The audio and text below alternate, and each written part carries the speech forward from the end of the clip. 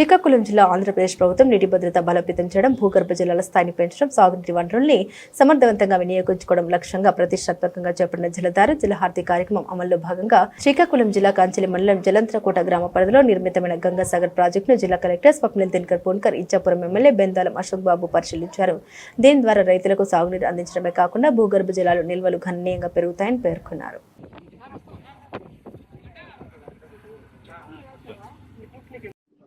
జలధార జలహారతి ఇది ఒక 100 days programme.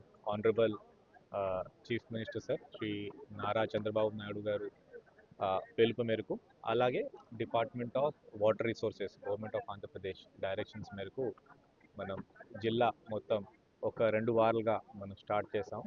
దీంట్లో ముఖ్య పాత్ర అంటే ఇక్కడ ఉన్న వాటర్ యూజర్ అసోసియేషన్, మన నీటి సంఘాలు అంటాం, వాళ్ళ ఆధారంలో ఏదైనా ఇక్కడ ఒక ఎంఐ ట్యాంక్ అంటే మైక్రో ఇరిగేషన్ ట్యాంక్ ఉండొచ్చు, వాగు ఉండొచ్చు, గెడ్డ ఉండొచ్చు, అంటే ఎక్కడెక్కడి నుంచి నీళ్ళు మనం తీసుకోవచ్చు అదంతా బాగా చేసుకొని, ముఖ్యంగా మనకి భూమి లోపల ఉన్న వాటర్ అంటే గ్రౌండ్ వాటర్ లెవెల్ అదే పెరగాలి, అది ఒక ఉద్దేశంతో.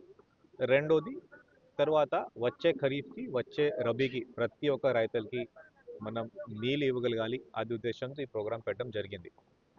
దీనికి మన జిల్లా చూస్తే, శ్రీకాకుళం జిల్లా చూస్తే ఒక 6,400 ట్యాంక్స్ ఉన్నాయి. దాదాపు మన జిల్లాలో విజయనగరం ఈ ఒక జిల్లా తర్వాత మన జిల్లాలోనే ఈ అధిక సంఖ్యలో ఉన్న ట్యాంక్ ఉన్న జిల్లా మనది. సో దీంట్లో మనం ఎలా చేసామంటే, వాటర్ రిసోర్సెస్ డిపార్ట్మెంట్ అంటే ఇరిగేషన్ డిపార్ట్మెంట్, ఇరిగేషన్తో పాటు వంశధార కొన్ని చోట్ల, ఇది కాకుండా డ్వామా అంటే నరేగా డిపార్ట్మెంట్, ఇప్పుడు విబి రామ్జీ వాళ్ళ ద్వారా, అదే కాకుండా అక్కడ ఉన్న రెవెన్యూ డిపార్ట్మెంట్ ద్వారా, అక్కడ ఉన్న అగ్రికల్చర్, హార్టికల్చర్, అలైడ్ డిపార్ట్మెంట్స్, చివరికి కొన్ని చోట్ల ఫారెస్ట్ డిపార్ట్మెంట్, ఈ అన్ని డిపార్ట్మెంట్స్ సమన్వయంతో అక్కడ ఒక విలేజ్ డెవలప్మెంట్ ప్లాన్, అది ఓన్లీ వాటర్ వరకు మనం డెవలప్ చేస్తాం. అదే చూడడానికి ఈరోజు ఆనరబుల్ విప్ అండ్ ఎమ్మెల్యే గారు శ్రీ అశోక్ గారు, అలాగే నేను ఇక్కడ గంగాసాగరం ట్యాంక్ దగ్గర రావడం జరిగింది. ఈ ట్యాంక్కి ఒక కెపాసిటీ 0.04 టీఎంసీ. ఆ 0.04 టీఎంసీ ఇక్కడ స్టోర్ చేయాలి అంటే కొంత ట్యాంక్ పని ఇక్కడ ఉంటుంది, డీసిల్టింగ్ కొంత ఉంటుంది, బంచ్ స్ట్రెంథనింగ్ కొంత ఉంది, సర్ప్లస్ వేర్లో కూడా పని ఉంటుంది. బట్ కానీ దీనికంటే ఇంకా ముఖ్యం అంటే, ఈ ట్యాంక్ తర్వాత ఇంకా ఒక 9 ట్యాంక్స్ వరకు నాకు చెప్పినట్టు ఫిల్ అవుతాయి. అంటే ఒక చైన్ క్యాస్కేడింగ్ ట్యాంక్ సిస్టమ్ ఉంది. దీని తర్వాత హెత్తా ట్యాంక్, నారాయణపూర్ ట్యాంక్, అలా చాలా ట్యాంక్స్ ఉన్నాయి.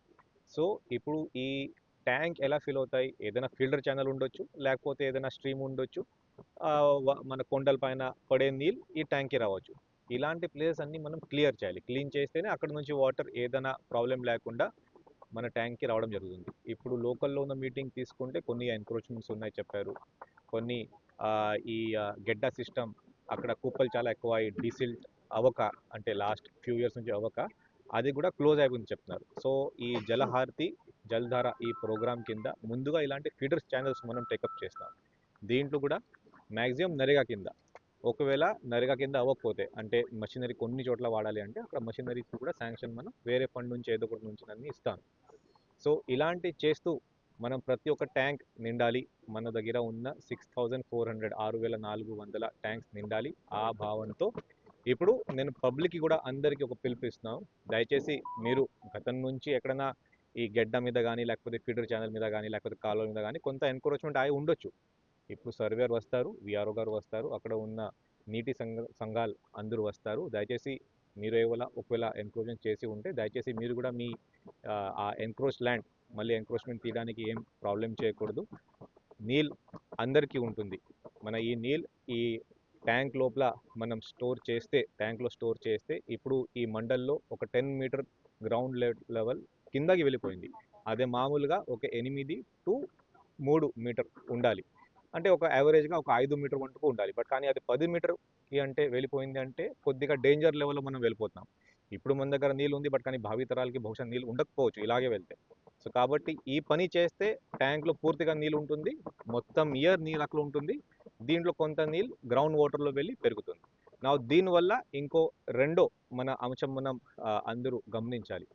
మన దగ్గర నీళ్ళు ఉండగా మనం ఏం పంట మనం వేసుకోవచ్చు, అది ప్రతి చోట్ల నీళ్ళు ఇస్తే ప్యాడీ మాత్రమే అంటే వరి మాత్రమే వేస్తున్నారు. అది కూడా మన డిపార్ట్మెంట్ తరపున ఒక ఆ, ఒక ఒక పిలుపు మేరకు ఈ మన వరి నుంచి మొక్కజొన్న కానీ లేకపోతే కొన్ని చోట్ల ఇంకా వేరే క్యాష్ క్రాప్స్ కానీ ఆయిల్ పామ్ కానీ అది కూడా వేయమని రిక్వెస్ట్ చేస్తున్నాం.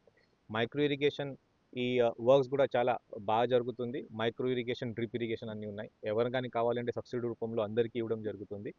దీనికి ఒక ప్రాపర్ యాక్షన్ ప్లాన్ ఖరీఫ్ తర్వాత రబీ తర్వాత మళ్ళీ ఖరీఫ్ అలా ఒక 3 సీజన్స్కి యాక్షన్ ప్లాన్. ఈ వాటర్ బట్టి ఎంత వాటర్ మనం స్టోర్ చేస్తాం దీన్ని బట్టి మనం విలేజ్ అగ్రికల్చర్ హార్టికల్చర్ అసిస్టెంట్ ద్వారా మనం ప్రిపేర్ చేయమని చెప్పాం. సో కాబట్టి వచ్చే మన కాపింగ్ ప్యాటర్న్ కూడా ఈ జల్ధార జలహారతి ప్రోగ్రామ్ కింద కొంతవరకు అట్లీస్ట్ చేంజ్ అవుతుంది అది భావిస్తూ, మూడోది మనకి అక్కడ ఏదైనా మనకి నీళ్ళు వచ్చింది, ఆ నీళ్ళు వచ్చే వరకు అక్కడ ఇంకా క్యాటల్ అంటే మన దగ్గర ఉన్న పశు సంపద అంటే ఆవు ఉండొచ్చు లేకపోతే ఇంకా మేక ఉండొచ్చు, అది కూడా ఇంకా పెరగడానికి అవకాశం ఉంది. సో యానిమల్ హస్బెండరీ డిపార్ట్మెంట్ తరపున ఈ నెక్స్ట్ 100 డేస్కి స్పెషల్ శాంక్షన్స్ కొన్ని మనం ఇస్తాం.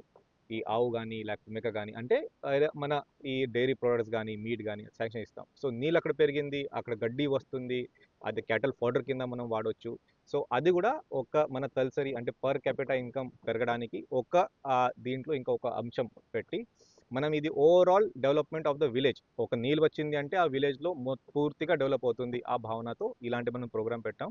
Thanks to honourable whip and MLA గారు నాకు ఇక్కడ తీసుకొచ్చారు గంగాసాగరం. ఫస్ట్ టైం నేను ఇక్కడ రావడం, చాలా మంచి మన ట్యాంక్ ఇది, రిజర్వాయర్ ఇది చూసుకొని అట్లీస్ట్ స్టేట్లో ఒక మోడల్గా ఈ cascading system end to end చూసుకొని ఎలా మనం బాగా చేయవచ్చు, ఇది ఒక మోడల్గా తీసుకొని ఎంటైర్ డిస్ట్రిక్ట్లో ఇలాగే మనం డెవలప్ చేస్తాం. థ్యాంక్ అండి. ఆడేసి కేసేసి మరి సొమ్ములు తెంగిసాడు, వదిలేసాడు, చేతులు ఎత్తాడు. బాబురావు మాతో పని చేసుకుని ఉండేవాడు, ఇప్పుడు చేయి ఆయన.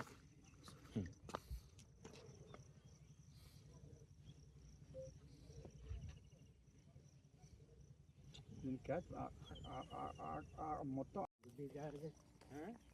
మాట కలెక్టర్ తెలియదు ఇప్పుడు నేను అడగదా ఏమన్నా కలెక్టర్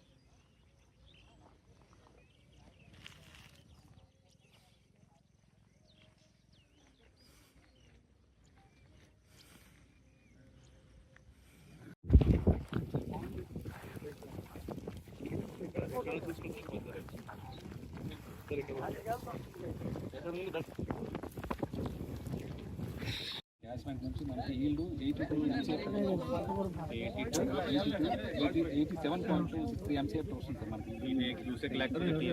రాజీ అయితే